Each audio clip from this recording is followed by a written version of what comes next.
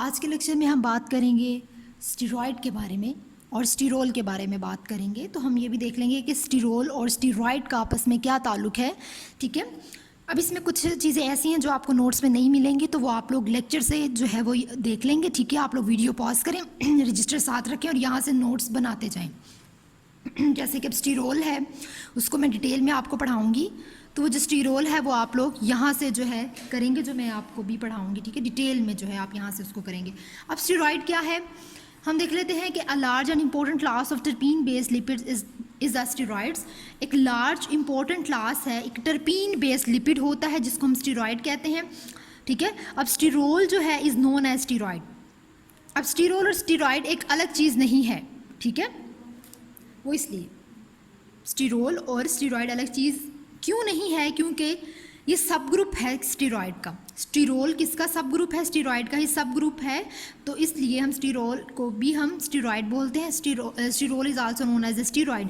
अब स्टीरॉयड का फंक्शन क्या होता है कि it boost the immune system of the body. ये हमारे जो इम्यून सिस्टम है वो हमारी बॉडी में उसको ये बूस्ट करता है, एनर्जी प्रोवाइड करता है। अगर जैसे कि आपको कोई डिजीज़ काज हो जाती है जिसके लिए डॉक्टर्स आपको स्टीरॉयड जो है वो तजवीज़ करते हैं, फिर वो स्टीरॉयड यूज़ करने से आपके जो इम्यून सिस्टम है वो दोबारा से पहले की तरह काम करना शुरू कर देता है। ठीक है, तो ये इसका फंक्शन है।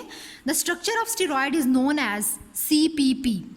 ठीक है, जो स्टीरॉयड का स्ट्रक्चर है उसका एक नाम है, ये जो आपको रिंग नजर आ रहा है ना, CPP इसका नाम है। और इस CPP जो है ये किसका एब्रीवेशन है? साइक्लोपेंटेनो पर हाइड्रोफिनेंथ्रीन। CPP एब्रीवेशन है साइक्लोपेंटेनो पर हाइड्रोफिनेंथ्रीन का। अब ये एक स्ट्रक्चर है, 4 रिंग स्ट्रक्चर है। ठीक है, इसको हम स्टीरॉयड स्केलेटन बोल रहे हैं। ये 4 रिंग स्ट्रक्चर है। अब यहाँ पे ABCD इन रिंग को नाम दिया गया है। ये रिंग A कहलाता है, ये B कहलाता है, ये C है और ये D है। अब यहाँ पे इनकी नंबरिंग कैसे दी जाती है? इसको इस तरह नंबर दिया जाता है, ये मेंशन भी है 1 2 3 4 5, उसके बाद यहाँ से 6 7, फिर यहाँ से 8 9 और 10। अब यहाँ पे नंबरिंग दे दी। अब 10 के बाद हमने इसी तरह यहाँ से डायरेक्ट ऐसे चले जाना है। ठीक है, तो 10 11 12 13 14 15 16 17। ठीक है, तो ये इस तरह हमने नंबरिंग देनी है कि इधर से हम पहले इस तरह गए, यहाँ से इस तरह, फिर यहाँ से हम यहाँ पर, देन फिर इस तरह। ठीक है, तो इस तरह हमने नंबरिंग देनी है।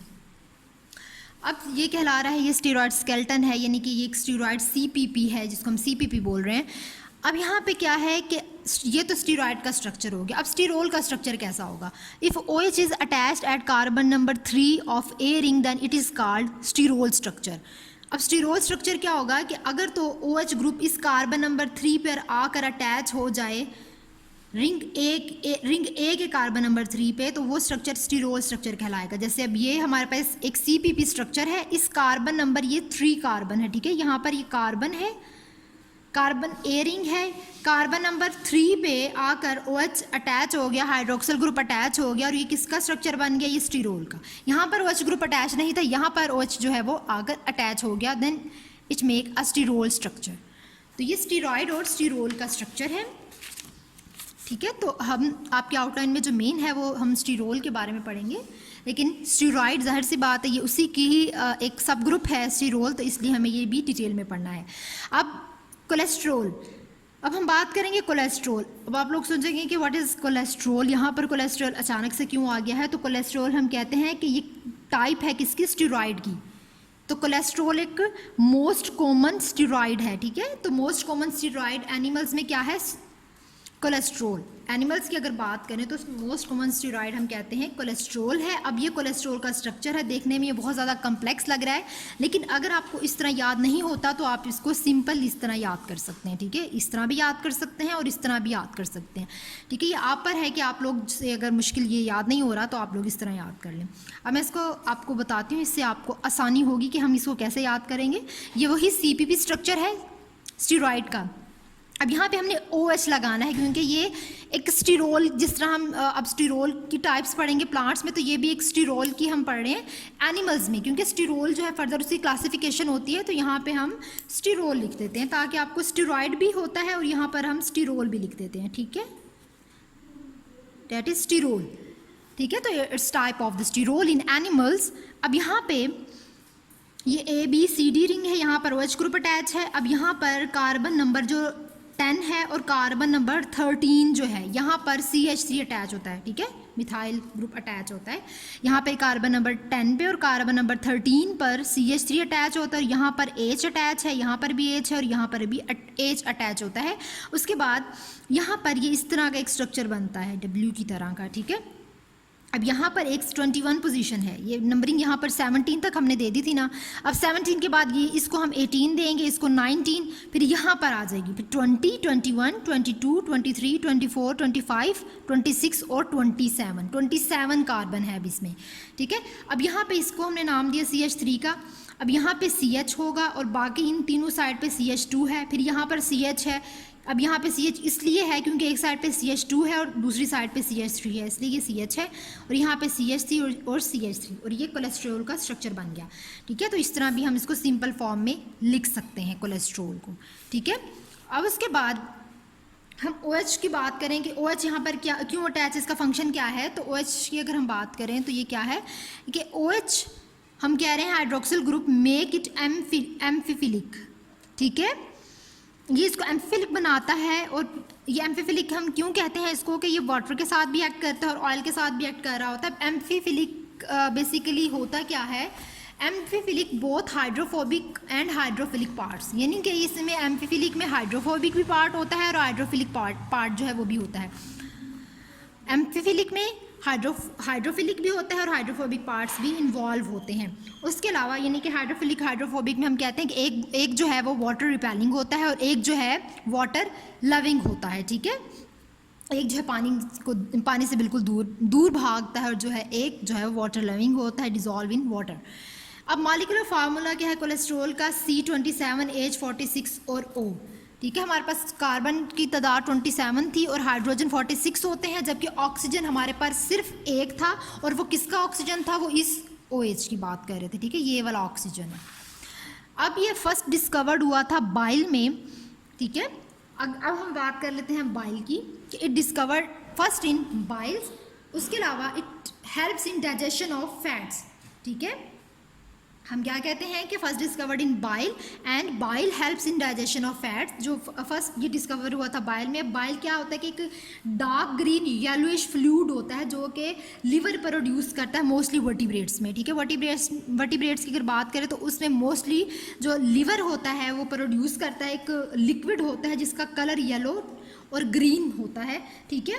उसके अलावा जो है बाइल कंटिन्यूसली प्रोड्यूस करता है लिवर प्रोड्यूस करता है जिसको लिवर बाइल कहा जाता है, ठीक है। इसको मोस्टली लिवर बाइल कहते हैं। उसके अलावा ये स्टोर जो कहाँ पर होता है, it stored in the gall bladder, ठीक है। अब फंक्शंस कोलेस्ट्रॉल के अगर देख लें कि what is the function of cholesterol, it insulating cover for transmission of nerve impulse, ठीक है। ये क्या काम करता है cholesterol, it insulating transmission of nerve impulse, ठीक है। यानी कि जो नर्व इम्पल्स होती हैं उसमें जो भी ट्रांसमिशन होती है वो कोलेस्ट्रॉल की मदद से हो रही है, ठीक है। एक इंसुलेटिंग कवरिंग होती है जिसकी मदद से ट्रांसमिशन हो रही होती है, ठीक है, कोई भी मैसेज जो कन्वे करना होता है। उसके अलावा ये बाइल साल्ट्स की सिंथेसिस करता है। उसके अलावा it function as a membrane structure and function, ठीक है, मेम्ब्रेन स्ट्रक्चर एंड फंक्शन के तौर पे काम करता है। उसके अलावा ये सिंथेसिस कर रहा होता है हार्मोन्स की और वाइटामिन्स की। अब अगर इसकी हार्मोन्स और वाइटामिन्स की अगर बात करें, ठीक है, अगर हम हार्मोन्स और वाइटामिन्स की अगर हम बात करते हैं तो इसमें कुछ जो है सिंथेसिस ऑफ बाइल साल्ट से हमने बात की, मेम्ब्रेन स्ट्रक्चर और फंक्शन की बात की। उसके अलावा सिंथेसिस हमने पढ़ ली हार्मोन्स की और वाइटामिन्स की, ठीक है। तो अब हम अगर बात करें इसके हार्मोन्स की, जिस तरह के वाइटामिन्स की बात करते हैं तो इसमें कुछ वाइटामिन्स भी इन्वॉल्व होते हैं, ठीक है। तो हार्मोन्स कौन से इसमें इन्वॉल्व होते हैं, अक्सर आपने जो है हार्मोन्स के काफ़ी ज़्यादा नाम सुने होंगे, ठीक है। तो उसमें हार्मोन्स की अगर हम बात करें तो अब आपने हार्मोन्स के कुछ नाम याद रखने हैं।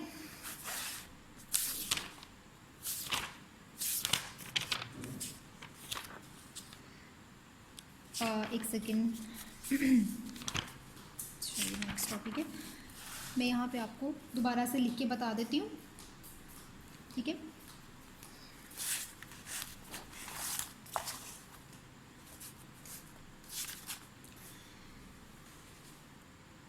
अब इसमें हार्मोन्स की हम बात कर रहे थे तो इसमें कौन कौन से हार्मोन जो हैं वो इन्वॉल्व होते हैं, इसमें हम पहले तो एक बाइल की बात करते हैं, ठीक है। इसमें बाइल्स जो हैं वो भी इन्वॉल्व होती हैं। उसके अलावा जो स्टीरोल्स होते हैं, हमने बाइल्स की बात की है, उसके अलावा जो है इसमें कुछ प्रोजेस्टेरोन भी इन्वॉल्व होते हैं।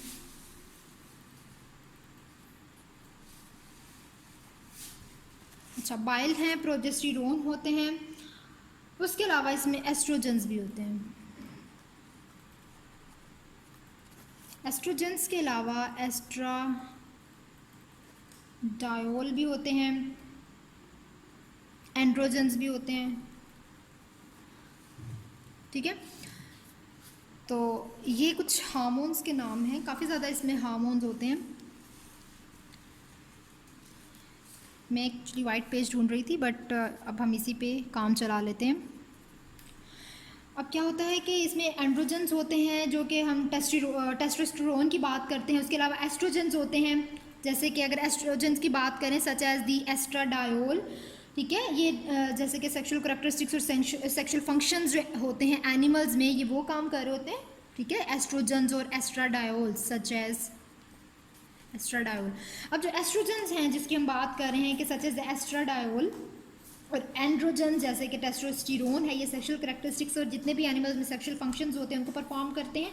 लेकिन जो प्रोजेस्टेरोन, ठीक है, प्रोजेस्टेरोन की हम बात करें तो ये कंट्रोल करते हैं मेंस्ट्रुअल साइकिल और प्रेगनेंसी को। तो प्रोजेस्टेरोन मेंस्ट्रुअल साइकिल को, पहले मैंने टेस्टोस्टेरोन की बात की थी जो कि सेक्सुअल करैक्टरिस्टिक्स को कंट्रोल करते थे। अब प्रोजेस्टेरोन की बात करते हैं कि ये जो मेंस्ट्रुअल साइकिल होता है, it control the menstrual cycle, ठीक है। प्रोजेस्टेरोन कंट्रोल मेंस्ट्रुअल साइकिल, जबकि एस्ट्रोजन और टेस्टोस्टेरोन ये क्या काम करते हैं, जितनी भी ये सेक्सुअल करैक्टरिस्टिक्स हैं, ये दोनों मिलके सेक्सुअल करैक्टरिस्टिक्स जो होते हैं एनिमल्स में उसको कंट्रोल कर रहे होते हैं, ठीक है। इसके अलावा बाइल एसिड्स का तो मैंने आपको बता दिया है कि ये एक डिटर्जेंट मॉलिक्यूल होते हैं जो कि हम कहते हैं कि secreted in bile from the gall bladder. उसके अलावा ये क्या करते हैं, अब्जॉर्प्शन करते हैं लिपिड्स की, इंटेस्टाइन में जो लिपिड्स की अब्जॉर्प्शन होती है उसका काम करते हैं, ठीक है। Helps in digestion of fats. उसके अलावा यहाँ पर कुछ और भी लिख लें, अब्जॉर्प्शन मैं इसलिए यहाँ पर लिख रही हूँ ताकि आप लोग अपने नोट्स भी जो है साथ साथ बना सकें। ये कुछ चीज़ें हैं जो इसमें मेंशन नहीं थी और आगे जगह नहीं थी, तो यहीं पे गुजारा कर लेते हैं। Absorption of dietary lipids, absorption of dietary lipids in intestine, ठीक है। तो ये हम कहते हैं कि it absorption of dietary lipids in intestine, ठीक है। जो भी इंटेस्टाइन में जितनी भी डाइटरी लिपिड्स की अब्जॉर्प्शन होती है वो किसकी मदद से हो रही होती है, वो इनकी मदद से हो रही होती है, ठीक है। तो ये हमने कोलेस्ट्रॉल को भी देख लिया, ये हमने कुछ हार्मोन जो है इनको भी डिस्कस कर लिया। अगर मैं दोबारा से एक दफ़ा अब आपको रिवाइज करवा दूँ, हार्मोन्स क्या है, हमने बाइल की भी बात की थी, ठीक है। बाइल जो है ये हमने जस्ट वैसे डिस्कस किया था, it is not a hormone. उसके अलावा हमने ये बाइल साल्ट इसको बोलते हैं, ठीक है, जो कि हम कहते हैं कि secreted by the gall bladder. ये क्या काम करता है, ये डाइजेशन करता है फैट्स की, उसके बाद absorption of dietary lipids in intestine का काम करता है। अब प्रोजेस्टेरोन जो है ये मेंस्ट्रुअल साइकिल को कंट्रोल करता है, जबकि एस्ट्रोजन और टेस्टोस्टेरोन जो है जिसको हम एंड्रोजेंस भी बोल रहे हैं, ये क्या काम करते हैं, जितने भी सेक्सुअल करैक्टरिस्टिक्स हैं उनको ये कंट्रोल कर रहे होते हैं, ठीक है। तो ये अब हमने जो है कोलेस्ट्रोल को डिस्कस कर लिया है। अब उसके बाद हम डिस्कस करते हैं मेन हमारा जो टॉपिक आगे स्टीरोल्स का। अब स्टीरोल्स जो है ये क्या काम करता है कि it occur in the membranes of plants, animals and micro organisms and are termed phytosterol, zoosterols and mycosterols, ठीक है। और स्टीरोल जो है ये क्या काम करता है, ये it occur in the membranes of plants, animals and micro organisms, कि ये प्लांट्स में भी पाया जाता है, एनिमल्स में भी पाया जाता है और माइक्रो ऑर्गेनिजम्स में भी पाया जाता है, ठीक है। अब यहाँ पे कुछ नाम दिए गए हैं, ये इनकी क्लासिफिकेशन है, फाइटोस्टीरोल, जूस्टीरोल और माइकोस्टीरोल।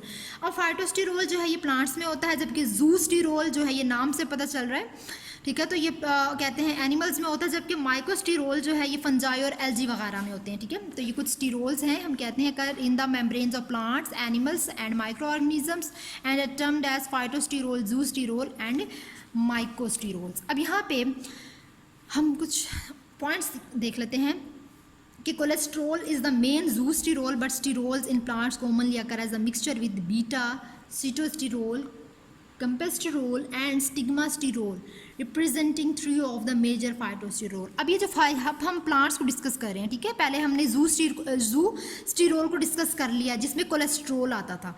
जू स्टिरोल की अगर बात करें तो इसमें कोलेस्ट्रोल वगैरह शामिल है, तो वो हम डिस्कस कर चुके हैं। अब फाइटोस्टिरोल की डिस्कस करेंगे। फाइटोस्टिरोल की अगर बात करें, ये देखें कोलेस्ट्रॉल हमने पढ़ लिया जू स्टिरोल में है। अब स्टिरोल प्लांट्स की अगर बात करें तो वो मिक्सचर होता है 3 चीज़ों का। एक तो है बीटा सिटोस्टिरोल, दूसरा है कैम्पेस्ट्रोल और तीसरा है स्टिग्मास्टिरोल, ठीक है। अब ये 3 फाइटोस्टिरोल हैं। फाइटो प्लांट्स में जो स्टिरोल होता है वो 3 चीज़ों का मिक्सचर होता है, ठीक है, जबकि एनिमल्स में जस्ट कोलेस्ट्रोल की बात की थी। अब these more common plant sterols have a double bond in position 5।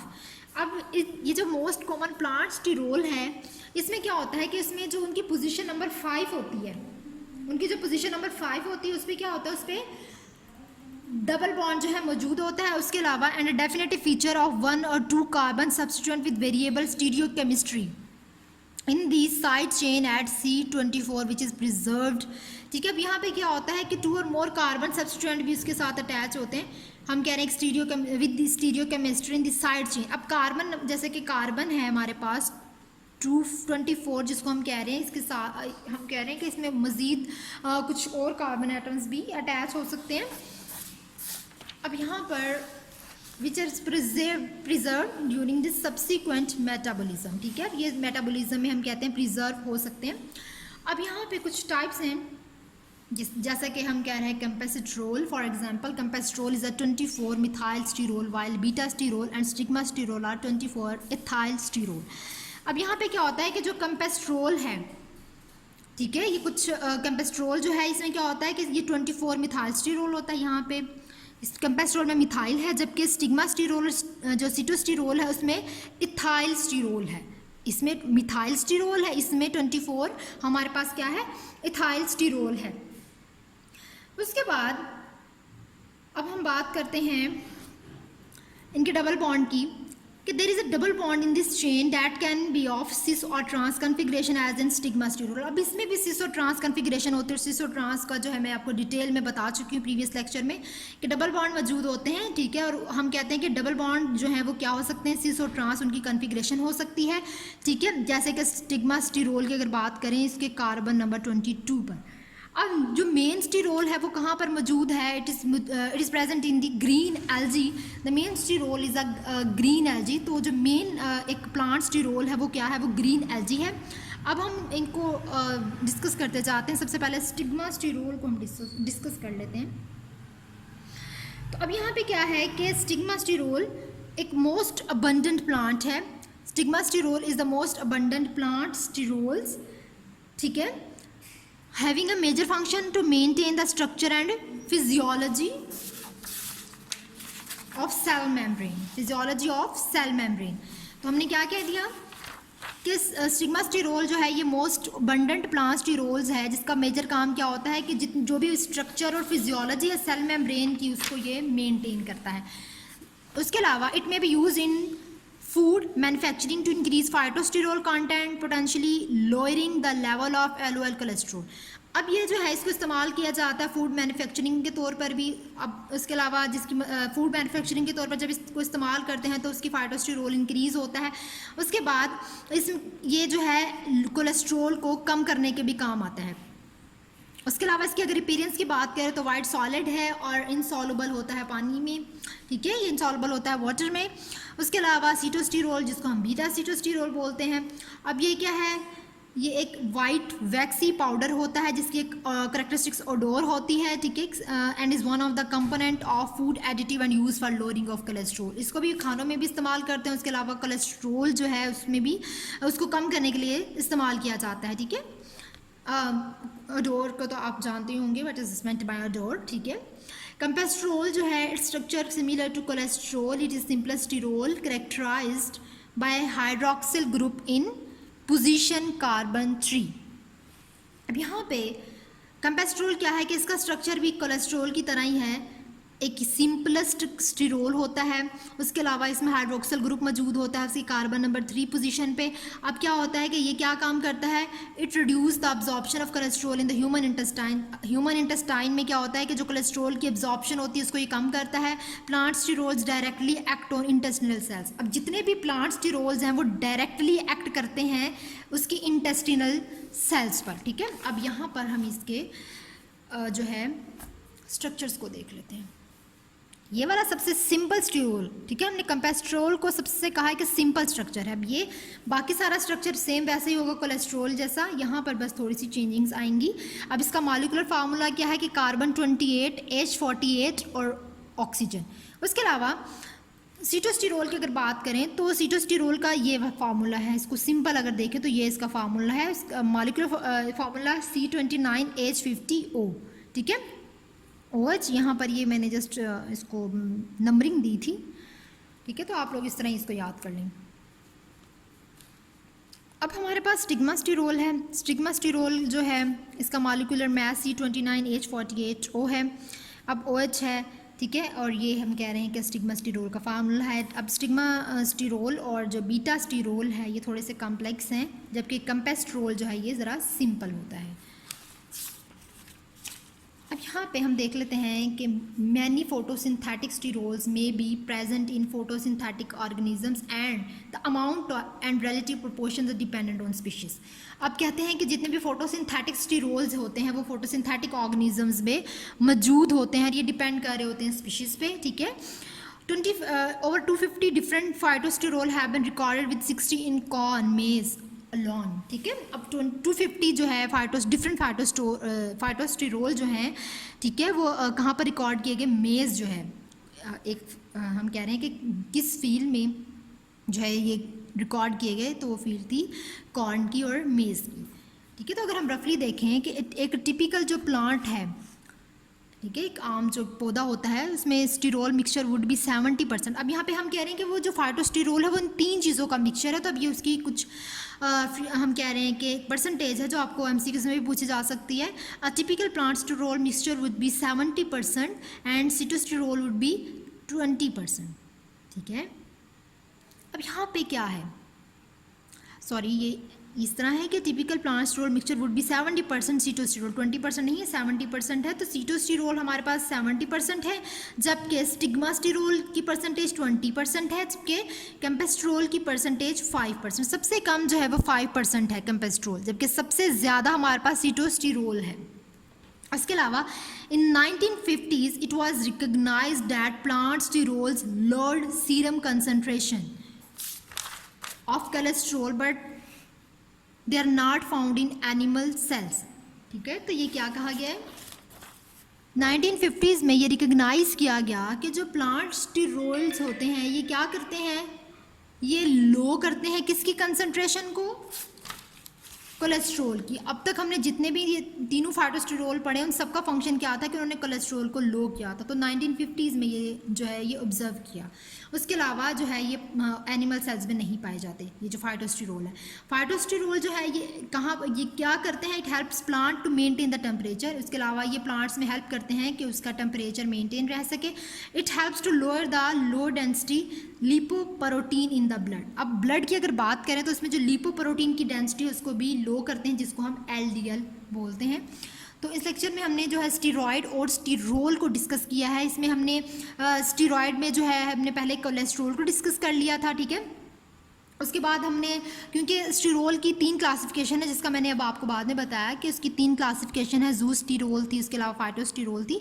तो हमने इन फाइटोस्टीरोल और जूस्टीरोल दोनों को देख लिया। जूस्टीरोल में कोलेस्ट्रॉल आता है, जबकि फाइटोस्टीरोल में ये 3 जो है चीज़ें थी जो हमने डिस्कस कर ली, 3 टाइप्स थी, हमने डिटेल में जो है डिस्कस कर लिया है। तो आपको मेजर जो फोकस है वो इन फाइटोस्टीरोल पे जो है वो होना चाहिए, ठीक है, क्योंकि जो है ये प्लांट स्टीरोल की हम बात कर रहे थे, तो आपको कोलेस्ट्रॉल के बारे में भी पता होना चाहिए और फाइटोस्टीरोल के बारे में पता होना चाहिए। अगर आपको कोलेस्ट्रॉल समझ आ गया है तो फाइटोस्टीरोल आपको आसानी से समझ आ जाएगा, ठीक है, क्योंकि स्ट्रक्चर इनका सबका सिमिलर है, बस सिर्फ कार्बन की पोजीशन जो है, कार्बन नंबर जो है ये चेंज हो रहा है। जैसे कि हमने कैम्पेस्ट्रोल पढ़ा था तो उसमें हमने मिथाइल पढ़ लिया, उसके अलावा हमने स्टिग्मास्टिरोल जो पढ़ा है, सीटोस्टिरोल पढ़ा, उसमें हमने इथाइल पढ़ लिया। तो बस इतना सा डिफरेंस है, बाकी चीज़ें जो हैं वो इनकी सेम है। आई होप अब आपको स्टीरॉयड और स्टीरोल की समझ आ गई होगी।